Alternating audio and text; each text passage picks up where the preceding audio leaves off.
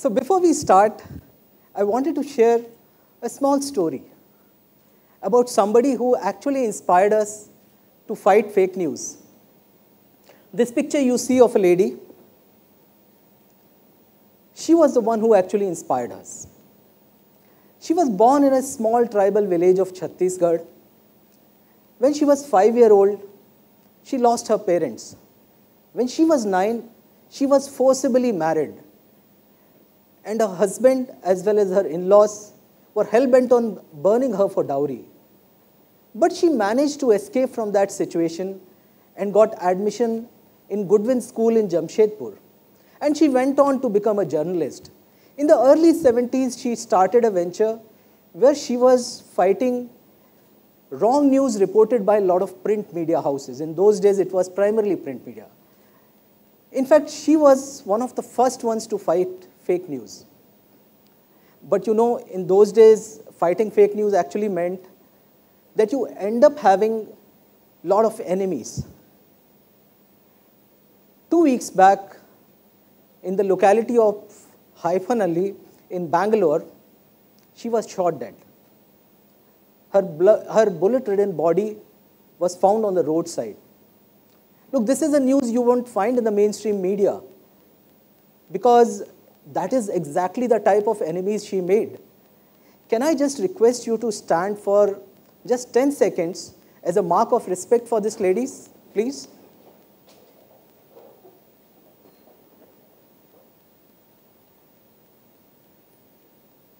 Please be seated. Thanks a lot.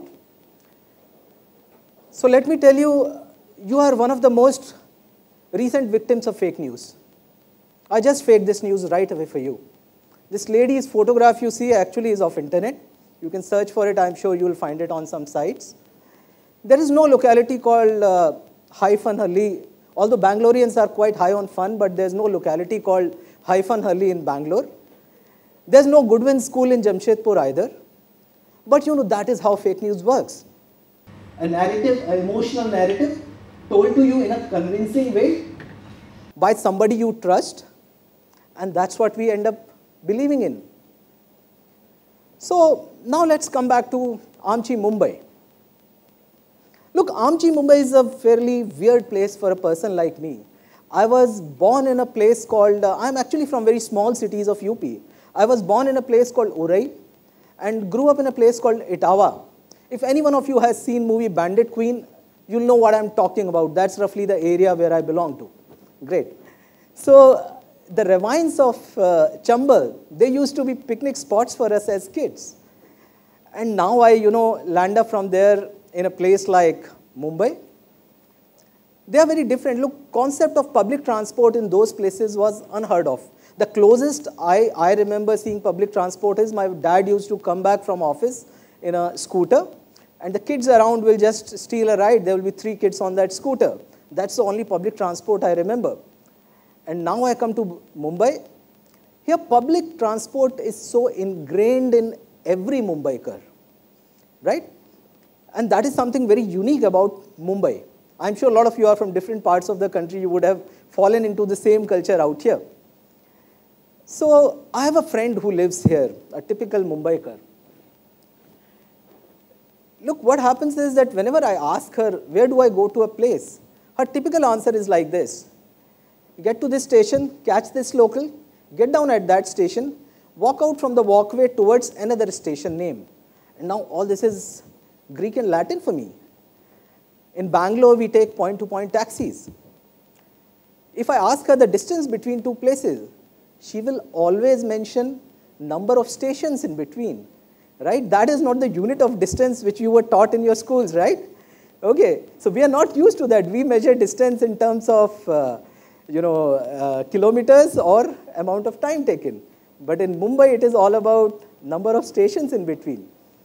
So Mumbai is a very different place as far as public transport is concerned.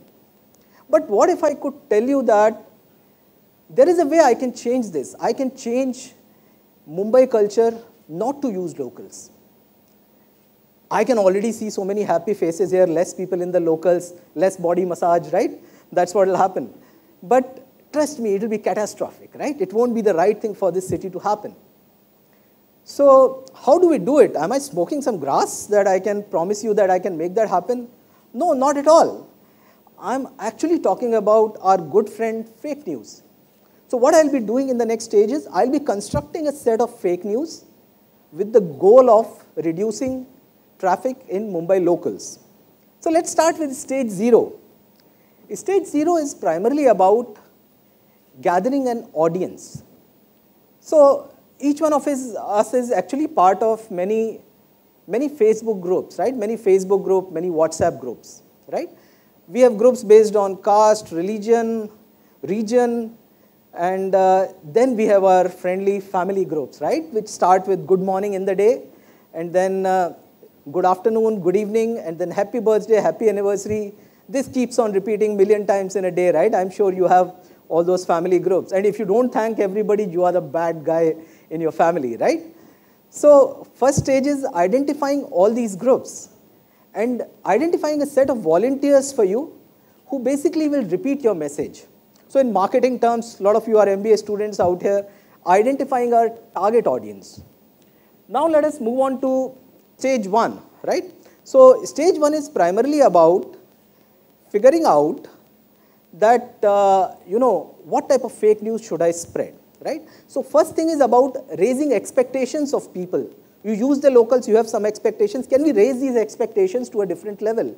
Because what happens is that when expectations don't get met, you have disappointment, right? And disappointment, a disappointed person can be made to believe in more lies.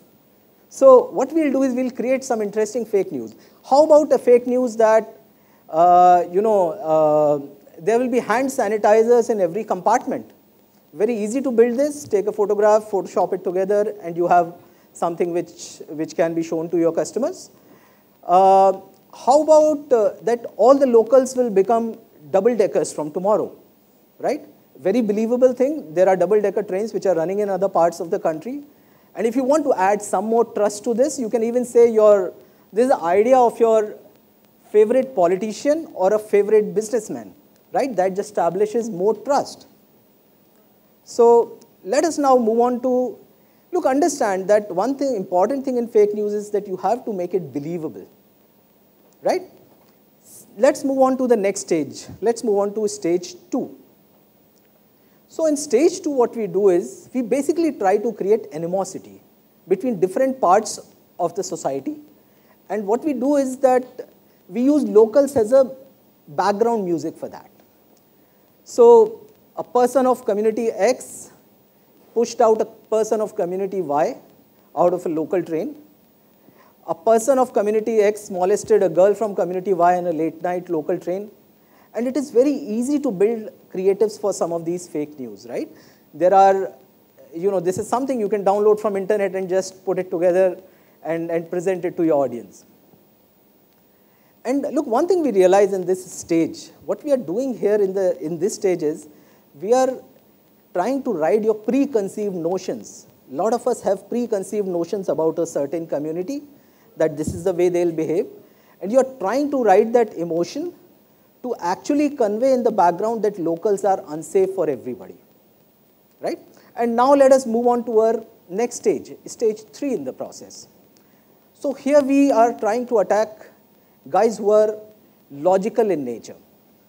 Some of us love data, right?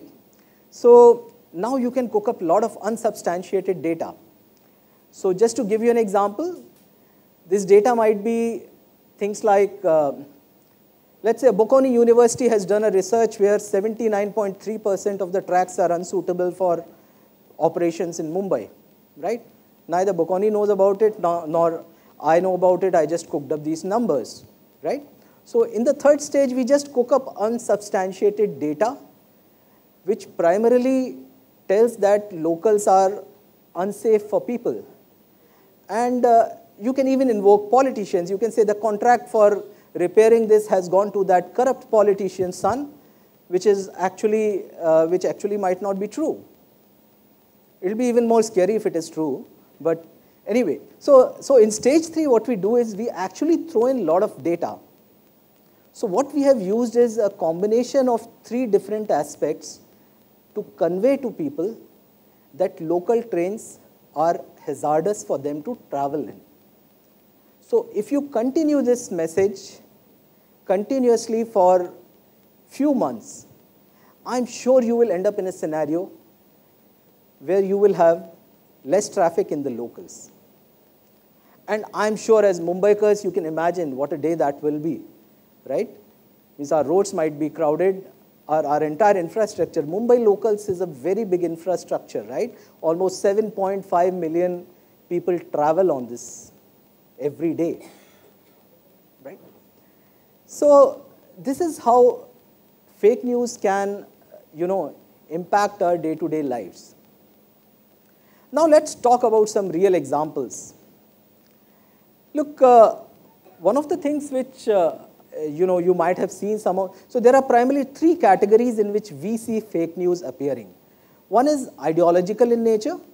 Ideology might be religious, language, might be region-based. So somebody will say, my language has been awarded the best language by UNESCO, right? That's ideological in nature. Second type of fake news which we come across is primarily things which are economic in nature. So people get you to click on something, take you to some website where they are running ads, or they install malware on your phone. The third type, what I call is a nuisance category. Is one of the most interesting of nuisance category was that somebody actually had a photograph of people who basically, of a lady who had given birth to 11 babies. So if you look at the photograph, it is basically a very fat woman, and then there is 11 babies right there. And when we did a lot of research on that and figure out what it was so funny. So this lady was actually somebody who had some sort of tumor due to which her tummy was really, and she actually came from a South American country. And the photograph was in an IVF clinic in Surat, where they had just taken a photograph of 11 babies sort of put together, right? So this is like a nuisance category. Or for example, I think the other interesting example in this is, so let's say I have your phone number. What I'll do is I'll just pick up your phone number. I'll just Google on internet and find some really, pictures of cute looking kids. And I'll say, this kid is missing, please call this number. And next 20 days, you are just receiving calls from all parts of the country, right? So this is just a nuisance. I can create a nuisance for you, no economic value for me or you. But that is how fake news is being created. So one thing about fake news is that it is being created by a fairly large audience. There are people who are employed by political parties as well as other people to spread fake news. And so this is where, and what can we do to fight this? I think that is another important point, right? So I think one of the first most important thing is that please do not forward. It's as simple as that, right? Most of them are anyway fake. Look, just because you have added something in the message, forwarded as received, that doesn't free you from the guilt of forwarding a hate message, right? That is the most simplest thing you can do. I think second more important thing what you can do is that just look at some of these pictures closely. There is a logical inconsistency, like the news I talked about, right? There was a logical, there's no hyphen early, there is no Goodwin school in Jamshedpur. So sometimes it's very easy to figure out some of these inconsistencies. I think the next thing which we can do is that just use site like ours. You can just go to checkforspam.com and just put it in search, just try to find information about it, right? And another important thing, please remember something which we have to do is, if you come across fake news in any place, be it online, on Facebook or WhatsApp, please fight it. Please respond with, if you have done a research, please share it with them that what you are saying is wrong. It is important that we fight fake news. Look, this is the battle we have in this age. We live in an age where it is a battle of narratives. And each one of us in this battle is either a buyer, a seller, or sometimes reseller. I think most of us are resellers. And sometimes all of them put together. We live in an age where the amount of information we get exposed to is just humongous. And the amount of brain we apply to a single piece of message, that is just going down.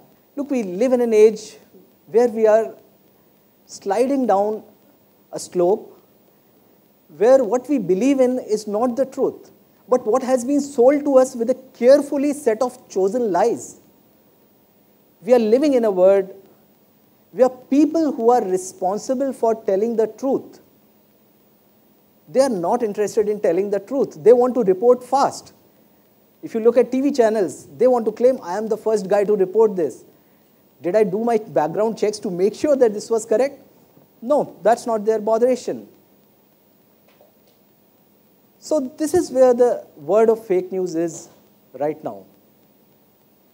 Just imagine that if we have a world where each one of us has an alternate facts in our mind, and these facts are at war with each other, this could create a friction in the society which is just based on a lot of lies. So just imagine a world like that. So that is why our responsibility is to fight fake news. You become a victim of fake news, or you become a soldier of truth. The choice is in your hand. And I sincerely hope that you will make the right choice for yourself and for this world. Thank you.